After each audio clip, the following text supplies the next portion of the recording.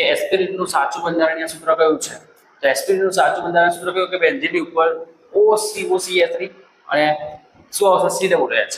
તો ઓપ્શન તમારો કયો આવશે? સી આવશે. ઓપ્શન કયો આવશે તમારો? સી આવશે. અને જુઓ બોર્ડ 2024 માં MCQ પૂછાયો હતો કે એસ્પિરિનમાં રહેલા સિગ્મા અને પાઈ બંધની સંખ્યા અનુક્રમે કેટલી છે? ખાલી જગ્યા છે. તો આપણે જોઈએ આવશે આપણે 21 અને પાઈ બંધની સંખ્યા આવશે 5 આવશે. જો એસ્પિરિનનું બંધારણ તમારે યાદ રાખવું પડશે. એસ્પિરિનનું બંધારણ તમારે યાદ રાખવું પડશે. તો એના પરથી ગુજકેટમાં MCQ છે અને બોર્ડમાં પણ MCQ છે. જો બંધારણ ખબર હશે તો તમારે સિગ્મા અને પાઈ બંધ આવડશે. અને એસ્પિરિનમાં સિગ્મા અને પાઈ બંધની સંખ્યા તમારે યાદ રાખી લેવાની છે કે એક્ઝામમાં 1 મિનિટમાં આપણે MCQ સોલ્વ કરવાનો હોય છે અને એમાં આપણે કે સિગ્મા અને પાઈ બંધ શોધીએ. જો આપણે આ સિગ્મા અને પાઈ બંધની સંખ્યા શોધી કાઢીએ કે બેન્ઝીનની ઉપર શું આવે?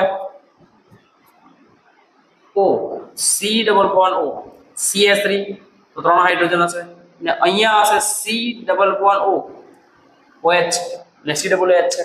તો આપણે અહીંયા સિગ્મા અને પાઈ બંધની સંખ્યા શોધવાની છે. તો જુઓ અહીંયા આગળ એક હાઇડ્રોજન રહેલો હોય છે. એક હાઇડ્રોજન અહીંયા પણ હાજર હશે. આ કાર્બન પર આ કાર્બનમાં હાઇડ્રોજન દેખાય. તો આપણે પહેલા સિગ્મા બંધની વાત કરીએ. સિગ્મા બંધની વાત કરીએ આપણે.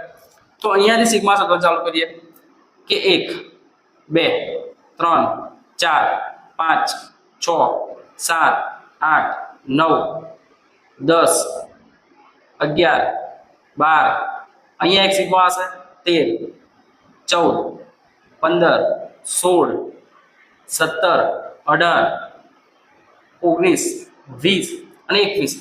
તો 21 કેવા છે? સિગ્મા છે. અને જો યાદ રાખવાનું છે કે ડબલ બોન્ડ અને સિંગલ બોન્ડ બે હશે.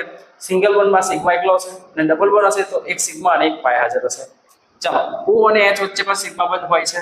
બરાબર. એક્ઝામમાં આપણે શું કરીએ છીએ કે આ બંધ સિગ્મા બંધ શોધવાનું રહી જાય છે અને જ્યાં ડબલ બોન્ડ છે તે પાઈ હશે. તો 1 2 3 4 અને 5 તો 5 પાઈ છે. તો આપણો જવાબ આવશે ડી.